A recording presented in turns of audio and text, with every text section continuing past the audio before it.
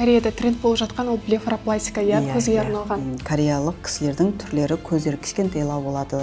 Операцияның ортасында өте көп деген қан шығу мәселесі болды. Тәжірибесі мол болса, ол көздің ішкі жағына тиіп кету мүмкін емес, ондай болмайды ондай жағдай. Ал өзіңіз негізі косметологиялық процедураларды кімге сеніп тапсыра аласыз? Жыныстық қатынас түскен кезде уже күйеуінің жалбы жасап жатқанын уже сезінеді. Бәріңізге сәлем, сіздермен бірге Неоми 360.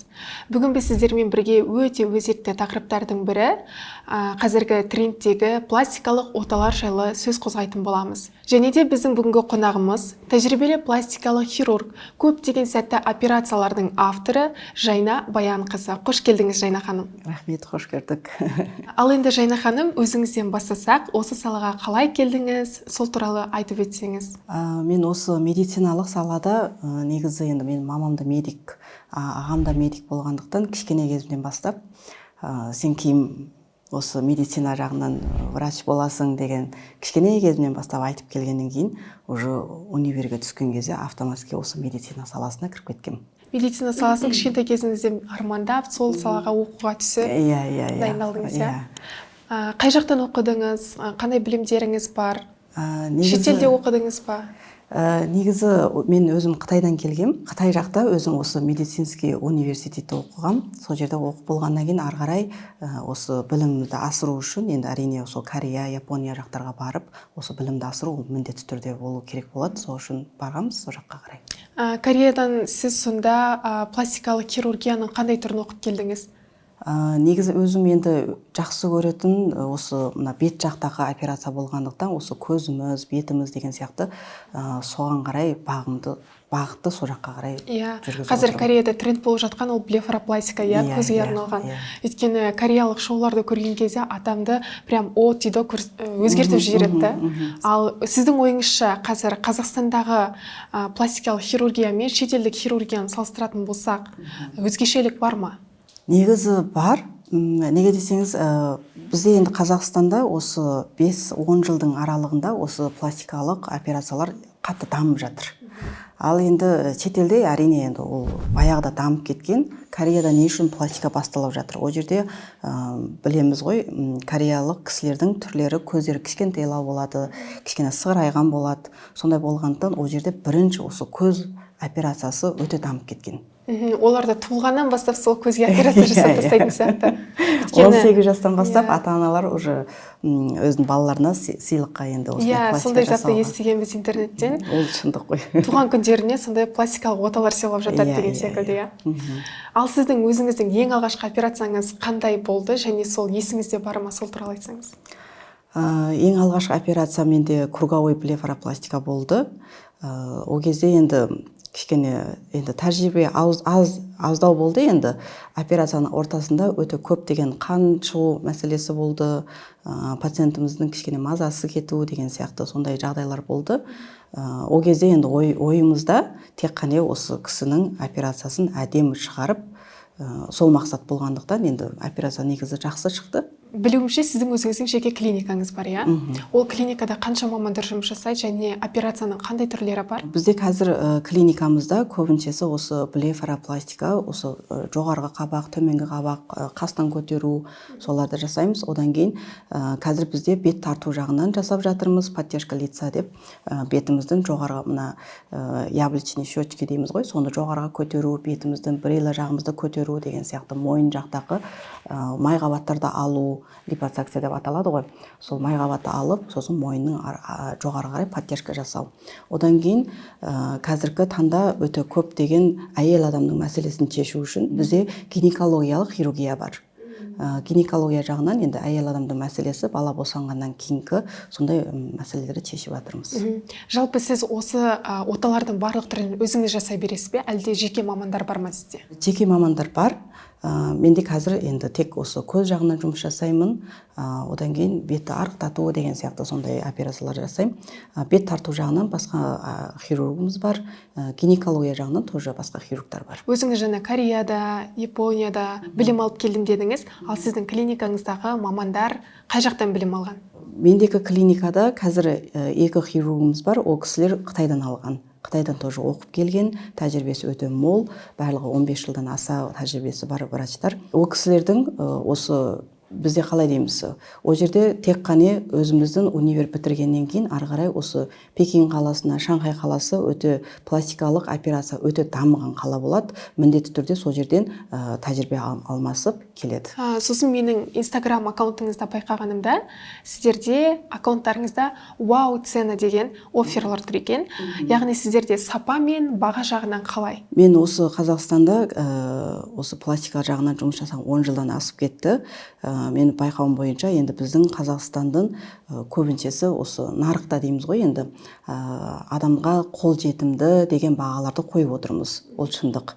Бірақ бұл жерде бағаны осылай қойғанымен сапасы төмендейді деген жағдай емес. Түсінік жоқ, иә, ондай түсінік жоқ. Неге десеңіз, әрқандай адам біздің клиникаға келгеннен кейін ол қанша сума төлесе де, оның операциясын біздің қолымыздан келгенше әдемі шығару ол енді біздің міндетіміз. Ол жағынан енді негізі сенім артып келуге өте болады. Негізі менің байқауымша Қазақстандағы соңғы 2-3 жылда нитевая блефаропластика деген тренд болып кетті. Оған көзқарасыңыз қандай? Өте жақсы. Нитевая блефаропластика дегеніміз енді көбіншесі адамдарды қабағы енді жұқалау, майқабат аздау, сондай жас қыздарға негіз өте жақсы келеді. Енді жасымыз мысалы 40-тан асқаннан кейін майқабат қалыңдау, томпақ көздер болатын болса, кеңес бермейміз негізі. Нитевой блефаропластика жасап болғаннан кейін көзі мәңгі ісік болып көрінеді. Сондықтан лучше анандай операционный жасаған дұрыс болады. Менің өзімнен де басымнан өткен ең алғаш нитевая блефаропластика жасаған болатынмын. Бірақ ол менде ұзақ тұрмады. Жібі шығып кетті. Содан кейін мен оталық түрін жасаттым.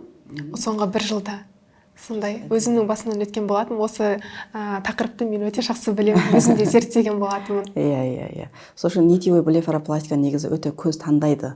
Сондықтан барлық адамда келе бермейді. Ал осы жылдар бойы сіздің өзіңіздің тәжірибеңіздегі ең бір есіңізде қалған кейс қандай? Сәтсіз кейс болсын, сәтті кейс болсын? Сәтсіз деуге болмайды. Енді жалпы қазірде Құдайға шүкір, бізде операциялар барлығы сәттімен әдемі өтіп жатыр. Әрине енді басқа жақтан жасатып, сосын кішкене өзіне ұнамай қалған жағдайлар өте көп. Бір жағынан өзімде бір жақсы көретінім осы переделканы жөндеу жағынан жасау өзіме де ұнайды. Енді әрине қолымыздан келетін болса. Сондай операциялар негізі көп келеді. Бізде бір кісі болды, басқа жақтан жасатқан, ол кісі енді білмеймін, көзін жасата берген, көзінде полный қастан жасатқан, көзден жасатқан, көзінің астынан эпиканды бәрін ашып тастаған, көзде уже ешқандай тер жоқ. Қайтадан жасауға мүмкіншілігі жоқ. Қас жақтан шрамдары енді тыртықтары өте қатты қалып қойған. Сондай жағдайларда енді өкінішке орай көмектесе алмаймыз да, енді сондай жағдайлар. Ондай жағдайлар өте қиын болады. Иә. Сондай жағдайлар енді көргеннен кейін неге 4-5 рет жасап болдым деп келеді ғой. Енді не істеймін? Ол кісілердің көзі қандай болып тұрады негізі? Былайша визуалды түрде. Визуалды түрде әрине сразу уже қараған кезде, уже жасалған білінеді. Екіншіден бетінің қарасаңыз, полный шрам тыртық болып тұрады. Макияжбен жапқанның өзінде де білініп тұрады. Көздің ішкі жағы қараған кезде уже нұры кетіп қалған болады да. Сондай жағдайлар болып жатыр енді. Кейбір адамдар блефаропластика жасағысы келеді, бірақ қорқып жатады, іштерінде қорқыныш болады. Мен де ең алғаш жасайтын кезінде өзінде қорқыныш болған негізі. Жасап жатқан моментте бір нәрсе дұрыс болмай кетіп, көзге тиіп кетіп, көздің зрениесіне әсер етіп, сондай жағдайлар бола ма деген секілді. Сондай мифтерге қандай жауабыңыз бар? Негізі енді тәжірибесі мол болса, ол көздің ішкі жағына тиіп кету мүмкін емес, ондай болмайды ондай жағдай. Енді жаңадан бастап жатқан жағдай болса, анатомиясын дұрыс білмесе, енді әзір көптеген жерде жасап жатыр ғой. Бірақ опыты жақсы болмаса, енді әртүрлі жағдайлар болып жатыр. Бірақ та негізі дұрыс маманға барса, ондай жағдай болмайды. Көздің ішіне кіріп кету деген жағдай мүлде болмайды. Бұл операция тек қана кожа қабат, бұлшық ет қабатқа жұмыс жасайтын болғандықтан өзіміздің көз қабағымызды шығарамыз, тартамыз жоғарыға қарай. Сондықтан ішіне кіріп кету деген жағдай болмайды енді. Енді сіз өзіңіз неше жылдық тәжірибеңіз бар? 15 жылдық, білуімше Instagram желісінде солай жазылған. 15 жылдық тәжірибе барысында енді көптеген адамдардың сырт келбетін өзгертіп жатырсыз, оларға қуаныш сыйлап жатырсыз. Ал негізі өзіңізде болған бір комплекстер болды ма? өзіңіздің сырт келбетіңізге қатысты? Құдайға шүкір, өзімде ешқандай комплексім болмапты. Бірақ енді әрине 13 жылдың алдында менде тоже осы блефаропластика жасалған. О кезде де сол көзім кішкене ісіктеу болды, сондықтан ғана жасалды. А так өзімге ондай комплекс болған емес.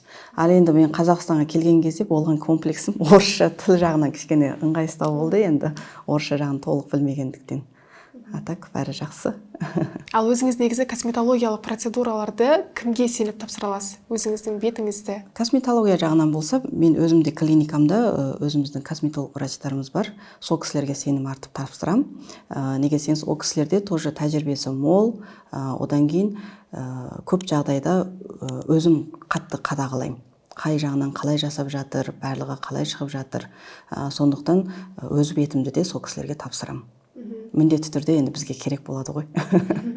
Жалпы сіздің Instagram аккаунтыңыз белсенді түрде жүргізіліп жатыр екен, клиникаңыздың аккаунты да жүргізіліп жатыр. Жалпы отбасылық өмір, осындай бизнес түрі барлығын қалай қатар алып жүресіз? Біз сізді осы подкастқа шақыратын кезде сіздің графигіңіз тығыз болған екен. Сіздерге алдын ала 3 ай бұрын, 1 жыл бұрын жазылып қоятын адамдар бар екен. Уақыт қалай табасыз, қалай үлгересіз бәріне? О жағын енді әйел адамның 40 жаны бар дейді ғой енді. Сол сияқты бәріне үлгіруге тырысып отырмыз. Әрине бала шаға бар. Одан кейін осы былтыр ғана босандым. Кішкентай баламды қазір емізіп жатырмын. Енді сол себептен де өзіме қазір осы жақын арада бетіме көптеген процедура жасай алмай жатырмын. Сондықтан кішкене әжіміз шығып жатыр деп бар. Жоқ, өте әдемі болып тұрсыз. Өте сұлусыз. Құдай қаласа енді сол. Сондықтан енді жұмыс жағынан енді әрине о жұмысты барлығын уақыты бойынша алдын ала пландаймыз. Барлығы план бойынша енді запистен оны түсінікті запис бойынша қабылдаймыз. Сосын енді кішкене бостау уақыттарды ғана сенбі жексенбі күндері енді семьямен, бала шағамен өткізуге тырысам. Олардың одан кейін қосымша балалардың сабақтарына да күнде кешкі кезінде бір жарты сағат болса да көмектесуге тырысам. Күшті. Аяулы жар, аяулы ана болып жүрсіз. Рахмет. Қазіргі адамдар пластикалық ота жасағаннан кейін психологиялық тұрғыда ойлайды. Өмірім 180 градусқа өзгеріп кетеді деген секілді. Сол зат қаншалықты рас? Енді негізі өзгеріп кеткен деген жағдай өте көп. Мен оған келсем негізі. Адамда мүмкін көз дейміз, бет дейміз. Мысалы, адамдың әбжіп кеткен, шашаңқы түріңіз осы пластикадан кейін жасарып, әдемілеп кеткеннен кейін адамда не пайда болады? Сенімділік пайда болады. Ол сенімділік болғаннан кейін адамда бәр нәрсе уже жолы да ашылып кетеді. Сенімділік негізі барлық жақсылықты алып келеді ғой. Пластикалық жасап болғаннан кейін өзінің өмірі өте күшті жағынан, жақсы жағынан өзгерді деген. Мен де солай ойлаймын, өйткені өзімде осы көзімді жасатқаннан кейін сәл өзіме деген сенімділік жоғарылады десем болады. Өйткені оғанға дейін андай болады. Кішкентай кезімде, мектеп кезінде ғой деймін, өзіме осындай қабақ шығару үшін наклейкалар болатын. Соларды жабыстырып ұйықтайтын. Таңертең тұрғанда алып тастағанда қабақтың ізі қалып тұратын. Мектепке солай барып жүретінмін. Күнделікті. Сосын интернеттен оқыдым, бұл наклейка өте зиян екенін, қабақты жеп тастайды деп. Терімізді мына алып жабыстырғаннан кейін тер тез түсіп кетеді. Терінің нәзіктігі жоғалады деп. Сондықтан операцияға енді жасатып алған дұрыс қой. Сосын қалай мен универге 1-ші курсқа түстім, 18 жасқа толдым, алғаш рет сол несебай блефаропластиканы жасатып, одан кейін ол ұзақ тұрмағаннан кейін осы 1 жыл алдын мен орталыққа бел будым, дайын болдым. Дұрыс. Енді жаңағы сөзге мен тағы айтқым келеді. Менде бір кісі болды, осы блефаропластика жасап болғаннан кейін енді өмірі расымен өте күшті деген жағдайға өзгерді. Бүкіл енді 360 градус өзгерді деп айтуға болады. Сондықтан ол кісінің енді жанындағы достары бар, подружкалары бар. Сол кісілер енді тоже келіп, сіздің қолыңыздан келеді, осы біздің подружкамыз кім осылай өзгеріп кетті, енді менің өмірімді өзгертіп беріңіз деп келген кісілер болды. Енді ондай жағдай келген кезде оны қабылдамаймыз. Неге десеңіз, ол ішкі дүниеде ойлады да, менің қолымнан шыққаннан кейін бұл кісі менің де өмірім солай өзгеріп кетеді деген. Ол дұрыс емес. Неге десеңіз, бұл операция жасап болғаннан кейін адамда біз енді сенімділік сыйлау үшін жасаймыз, өзінің көзқарасы, өзін жақсы көру, адамда сол жағы үлкейген кезде ғана өмірлері енді жан-жаққа әртүрлі өзгеру мүмкін. Сондықтан мен жаңағы сөзімізді енді былай басқаша түсініп алмау керек та, енді мен операция жасадым, ары қарай мен өмірім өзгереді деген нәрсе. Оны тек қана дәрігердің қолына беріп қоймау керек. Иә, ондай жүкті біз ондай ала алмаймыз. Сондықтан ол операция жасаған кезде адам өзі не керек, нені түзеткісі келеді, ол келеді ма, келмейді ма? Вот соны біліп алу керек та. Сол үшін біз клиникада көбіншесі консультацияға шақыратымыз сол. Консультацияға келген кезде нақты бетіне қарай, сізге мынау келеді. Енді әрине бірінші ол кісінің өзінің талабын тыңдаймыз. Тыңдап болғаннан кейін болатын жеріне болады, болмайтын жеріне сізге мынандай операциялар болмайды деп кеңес береміз. Содан жасап болғаннан кейін соған қарай ол өзі жазылған кезде адамда о күшті, әдемі болып келе жатырмын деген ой болған кезде уже ол қандай жерде жүрсе де өзінің сенімділік артып тұрған кезде өзінің жолы ашылып кетеді ары қарай. Сондықтан оны енді дұрыс түсінуіміз керек та. Дұрыс. Адам өзі де психологиялық тұрғыдан дайын болып келу керек. Дайын болу керек, міндетті түрде. Ол ішкі жағы дүниесі дайын болмаса, онда бізде операцияға қабылдай алмаймыз. Қазіргі замандағы қыздардың көбі өзіне өте көбірек талап қойып алады.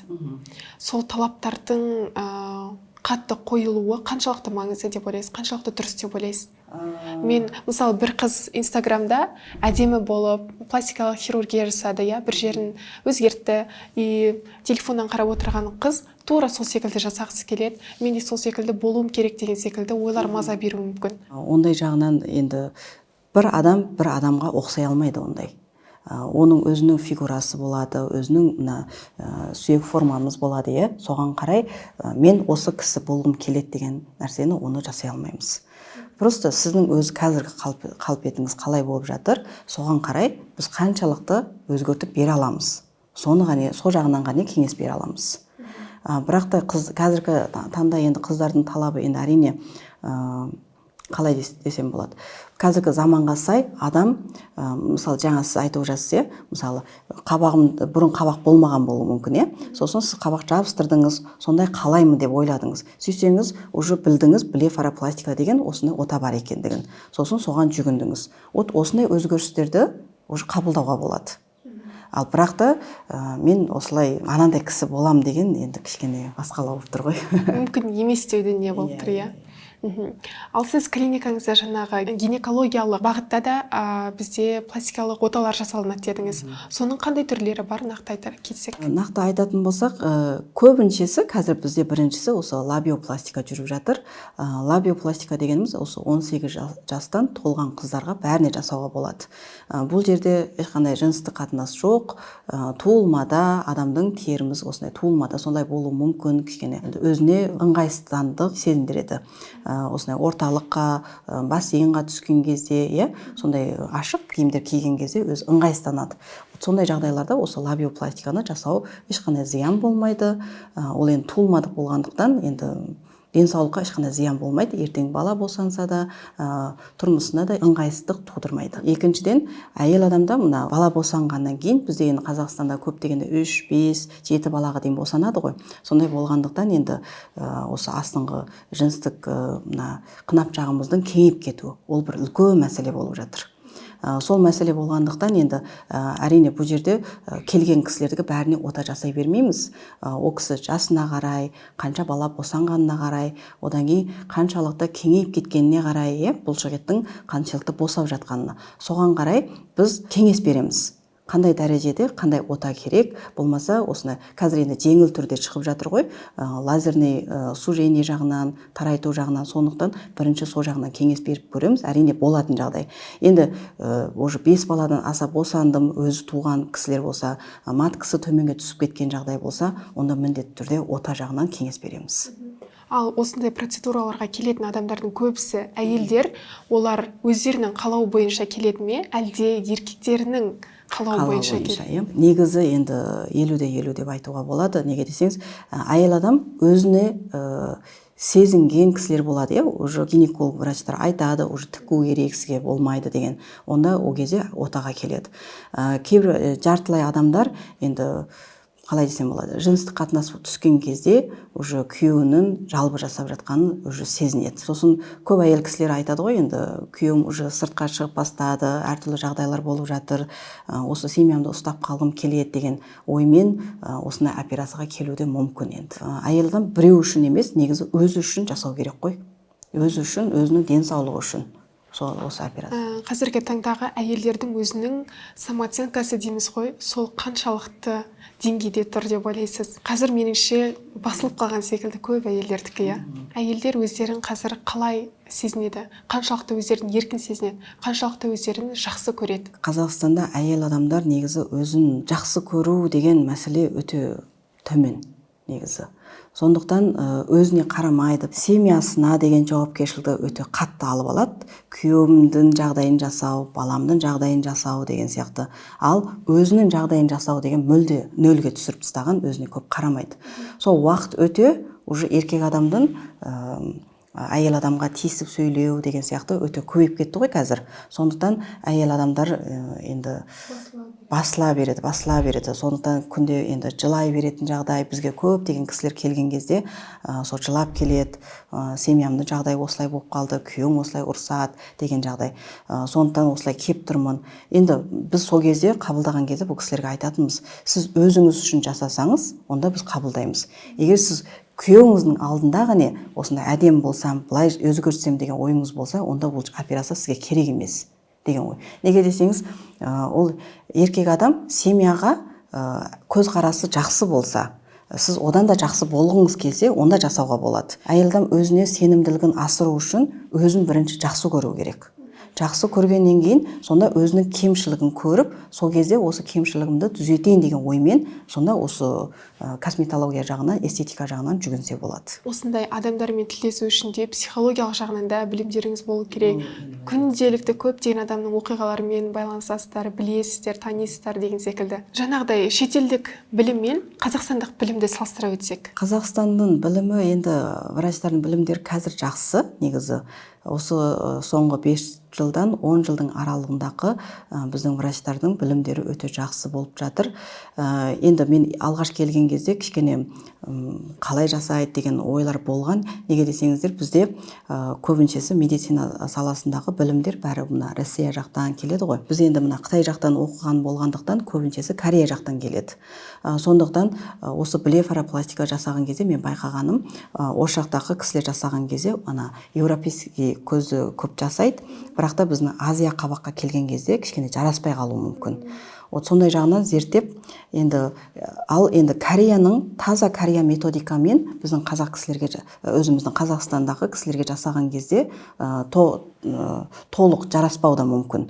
Сондықтан осы Европа жақтан өзіміздің Кореяның білімін бірлесіп, солай жасаған операциялар әзір өте жақсы пациенттерімізге бәріне ұнап жатыр. Айтуыңыз бойынша екі жақтан да білім алу керек. Білім алу керек. Тек қана бір жақтан, бір бағыттан емес. Иә, бір жақтан ғана білім алуға болмайды. Жан-жақтан, енді бізден бұл медицина саласы жыл сайын жаңа ақпараттар келіп жатыр. Жыл сайын оқуға барамыз, білім асыруға барамыз. Сол кезде ғана жан-жақта қай мемлекетте, қай жақта қандай операциялар дамып жатыр, сол жағын бәрін білім асыруымыз керек. Сонда ғана біздің пациенттерімізге жақсы, өзіне сай, әдемі келетін операцияларды шығара аламыз. Нитевая блефаропластика туралы жаңа айттық. Сол нитевая блефаропластиканы жасайтын адамдар негізі дәрігер емес, нақты мамандықты оқыған. Олар косметологтар болып келеді, менің білуімше. Ол қаншалықты дұрыс деп ойлайсыз? Косметологтардың сондай ота жасауы? Негізі дұрыс емес. Дұрыс емес, иә. Косметолог болғаннан кейін ол енді адамның бетін әрлеу, мысалы, кішкене жасарту жағынан, кожа жағынан, тер жағынан жұмыс жасау керек. Ал енді ол нитевая дегенімізбен, енді біз көбіншесі рекламада айтамыз, блефаропластика безоперационный деп қоямыз. Негізі ол сөйтіп айтылғанымен просто кесілмейді. Кесілмегенімен ол бәрібір ол жерде операция болып жатыр. Сондай болғандықтан осы нитевая болсын, операционный болсын, барлығы дұрыс, осындай хирург мамандарға барған дұрыс. Косметология жағынан барып жасаттым деген енді мен келсе. Ол жақтан гарантия мүлде болмайды? Болмайды. Ондай кісілер бізде пациенттер келеді ғой, жасатады, бірақ өзіне ұнамай қалғаннан кейін ол кісілерді таппай қалатын жағдай өте көп болып жатыр. енді қайдан жасадыңыз деймін, осындай бір кабинетте деп жасадым деп келеді. Енді жасаған болсаң, сол кісіге барып сұрасаңыз болады ғой деп айтып қаламыз. Сондай жағдайда уже телефон көтермейді, орнына барсақ уже жоқ деген мәселе.